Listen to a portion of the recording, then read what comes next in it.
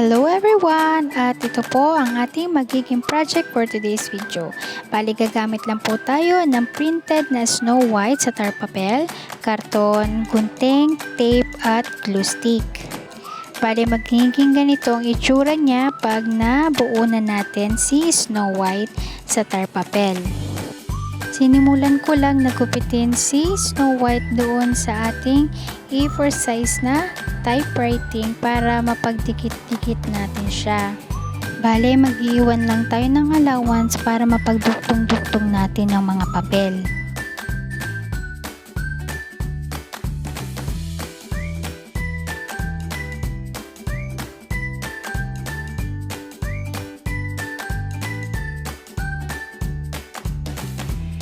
Pagkatapos ng gupitin ay ito na ang kinalabasan ni Snow White. Bali ngayon ay lalagyan naman natin siya ng double-sided tape para mapagduktong-duktong natin si Snow White. Ingat lang tayo sa pagduduktong para hindi na makita yung allowance na iniwan natin at para naman mas maging maganda ang kalabasan nito.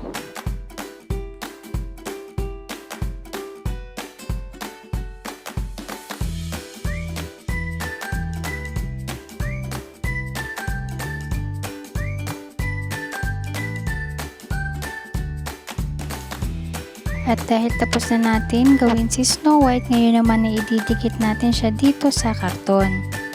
Mas maganda nga siguro kung sa styro to nilagay, pero dahil nga nagtitipid tayo at meron naman tayong karton sa bahay ay ito na lang yung ginamit ko. Medyo na-challenge nga ako kasi ang hirap palang gupitin ng karton. Dapat pala nagawa lang ako ng outline bago ko idinikit si Snow White sa karton. Nahirapan tuloy akong gupitin.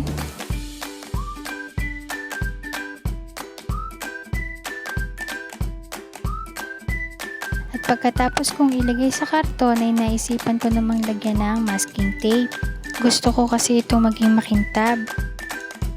At dahil sa kagustuhan ko nga maging makintab, ito't nahihirapan nga akong maglagay ng tape. Hindi ko nga alam kung magsisisi ba ako. Pero sige lang, nasimulan ko na eh. Ano pa bang magagawa ko? Sure naman ako na magiging maganda ang kalalabasan nito.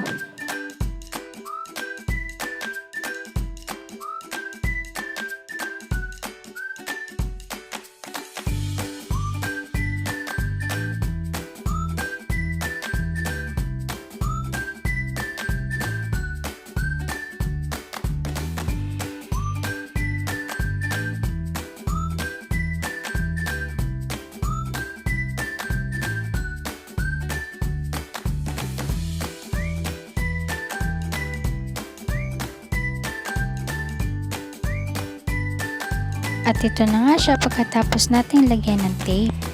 Ngayon naman ay lalagyan ko ng stand yung pinakalikod nito para tumayo siya sa ibabaw ng lamesa. Bali gumupit lang ako dito ng hugis triangle para maging stand nito.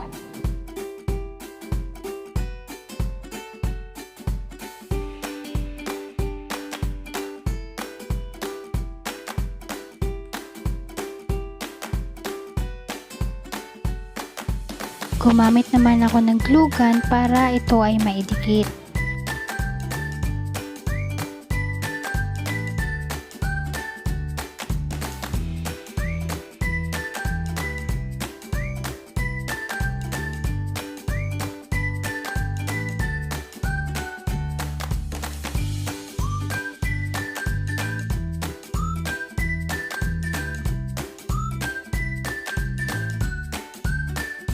At ito na ang ating finished product. Happy naman ako sa naging resulta ng ginawa ko. At yun lang po. Salamat sa inyong panonood.